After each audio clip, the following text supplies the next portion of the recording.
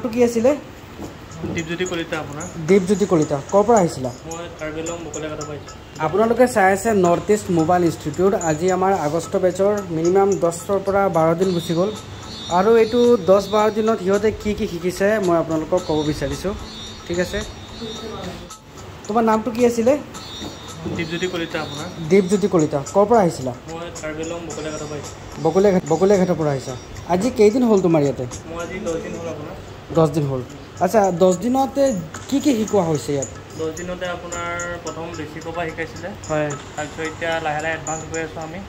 আৰু কম্পনেণ্টছ, আমাৰ যোনটো কম্পনেণ্ট আছে, কম্পনেণ্ট মই এটা ভালকৈ তোমাক বুজাই দিছোঁনে? হয় হয় হয়, তুমি আজি আমাৰ ধৰি লোৱা আজিলৈকে আমি 4টা বা 5টা কম্পনেণ্ট শিকিছোঁ।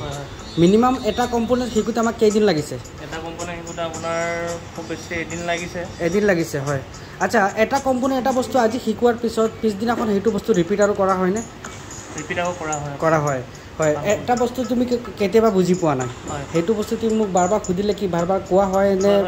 কোৱা হয় ন? তে ইয়াত শিকি পেলাই কেনেকুৱা লাগিছে তোমাৰ? ভালে লাগিছে বৰ্তমানলৈকে। ভালে লাগিছে ন? পিছে অসমৰ ভিতৰত যদি কোনোবা আহিব বিচাৰে এইখন ট্ৰেইনিং চেণ্টাৰত? হয়, আহিব পাৰে আপোনাৰ। হয়, ভাল বহুত। আচ্ছা, বাকীতো কোনো থকা খোৱাৰ কোনো অসুবিধা নাই? নাই, অসুবিধা চব ঠিকে আছে?